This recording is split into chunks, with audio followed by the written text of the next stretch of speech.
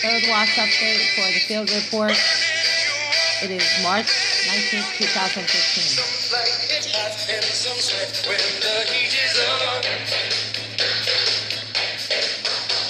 Some feel the heat and decide that they can't go on. Some like it hot, but all right, wrapping it up for this week. I was just wanting to post a third watch update and for the field report. I will be posting some news stories at the third watch update page for the field report. I'm trying to clear out some things for the field report because I'm kind of taking a break, first of all, because I have to do a lot of moving. Moving a house requires a lot. I figured that out quickly.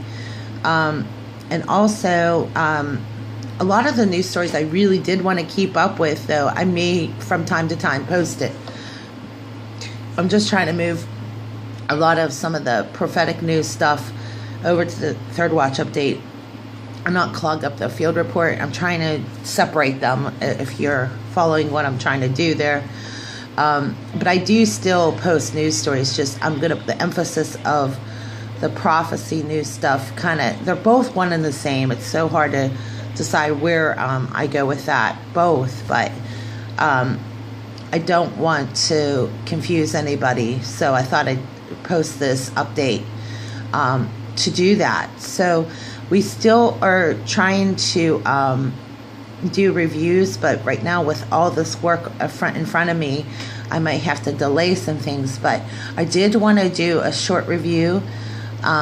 Ted Brewer was on Hagmann Hagmann last night, and he had some really great words, encouraging words, because I think if I didn't post this, and some of us feel defeated, you hear this, you absorb so much bad news. After a while, you have to break away from it. So I like what he had to say. I'm going to play it, and you could tell, like, you got to be on fire for something, or things just seem to not feel, and things just start to accumulate, and then you get easily overwhelmed. I've been there, okay, and I have been there a few times recently.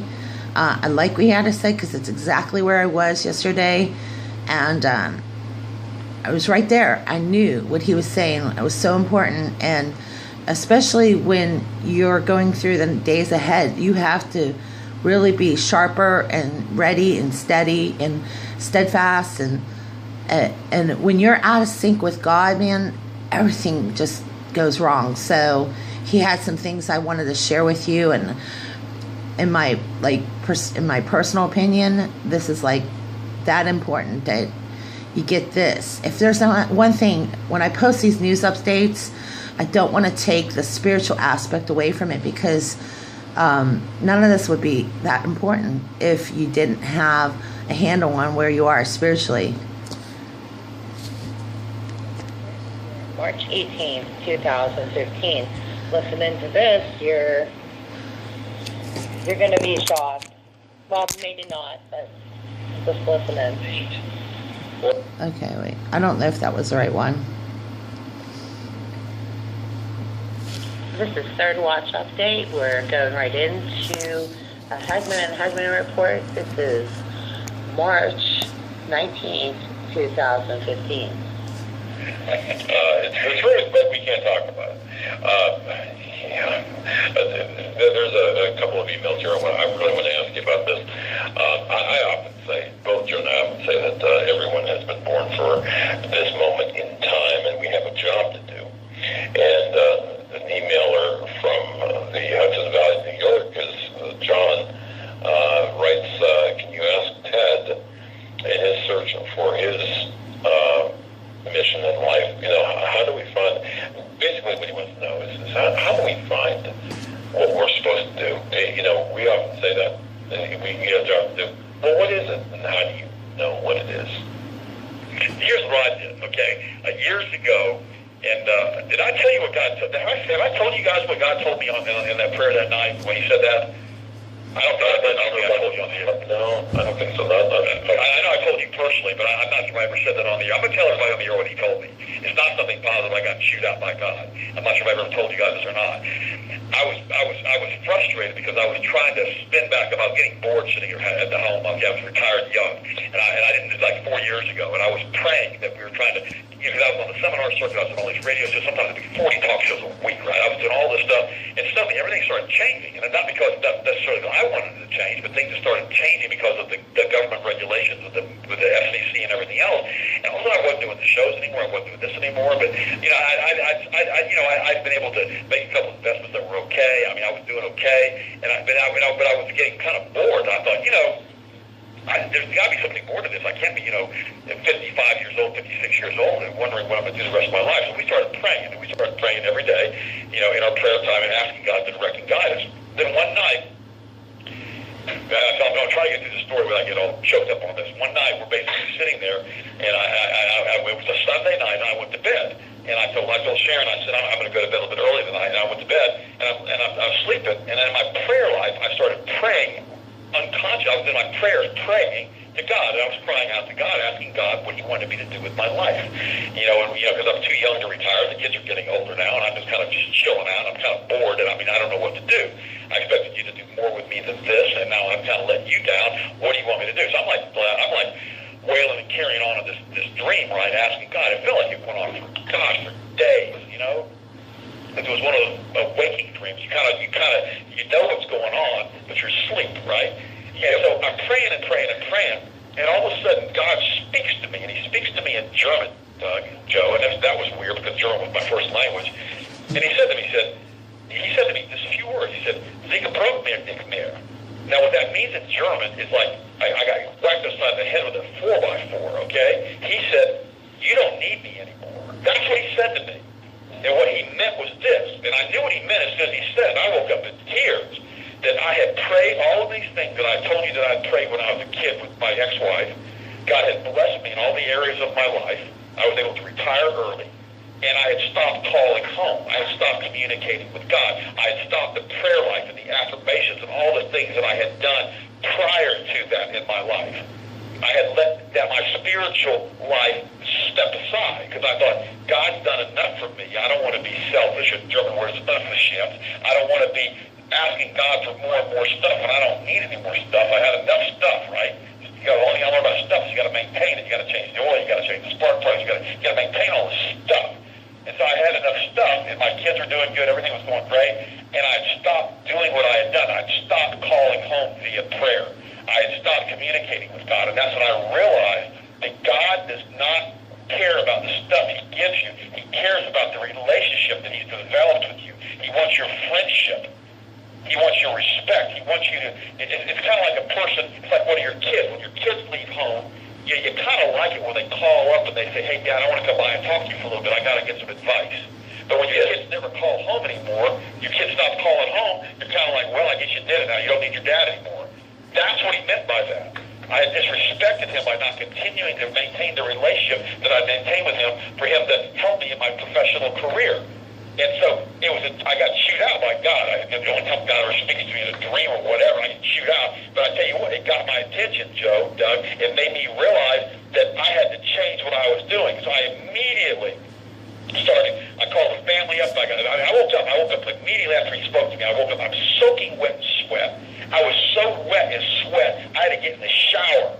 And I had the AC turned down low. I had to get in the shower and take a shower. I was so shook up, I couldn't go back to sleep for hours. Finally, at 9 o'clock the next morning, my workout partner at that time, Ken Makeup's walking into the house, with Sharon's knocking on the doors, going to the front door. I'm still in bed. I'm like passed out from not sleeping all night from this dream that I had. And I tell you what, it changed my life. And here's my advice for everybody who's listening to me. Get back into prayer. Get back into reading the Bible. Get back into quoting and speaking the affirmations of the Scripture. Say, God, I want you to use me in every aspect of my life. God, I'm here for you to use. God, I can do all things through Christ who strengthens me. God, show me the way. Show me what you want me to do with my life right now, right at this time.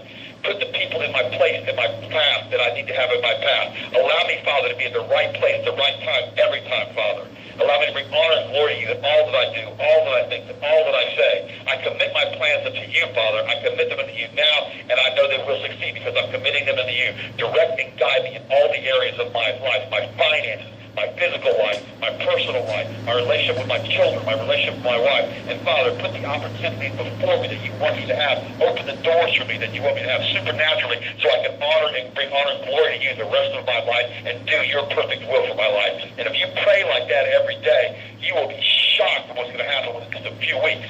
Don't pray in the negative. Don't say, God, don't kill me today. Don't do that kind of nonsense. Okay? You don't want to hear that stuff. Pray, God, thank you for protecting me today. I station angels about me. I send angels out right now to bring the people to me that I need to have brought to me to further your will for my life, Father.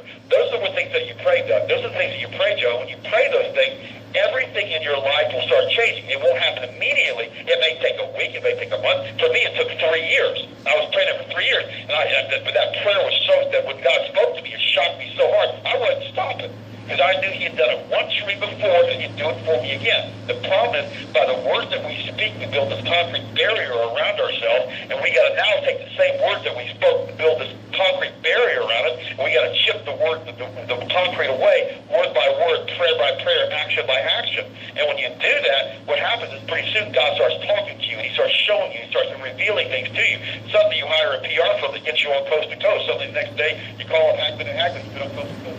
And see, with that type of sincerity, things do start to change. But if you catch yourself and you see yourself saying things that you know are really will throw you, first of all, you know that once you get into a habit of being negative and saying things that are negative, I mean, what kind of Christian do you want to be? Do you want to be one that is attracting good things or attracting negative situations? And I really believe what Ted was speaking to was exactly that.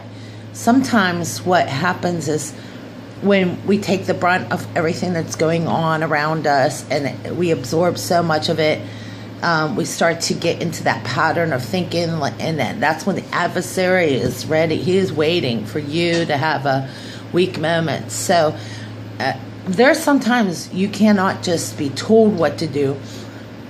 You have to go through it to realize how sincere you are about things that have to change. And if you lose your way, which I know I've done this too many times, when you lose your way, sometimes you have to be brought right back to your knees. And sometimes that's good, because if you keep going the way you go, and that's when diseases start to occur and you start to get sick and you're not taking care of yourself, you're not as sharp. And boy, do you have to be sharp now more than ever. And there's nothing like setting a little fire on under our rear end. So I agree with Ted. He's spot on about that.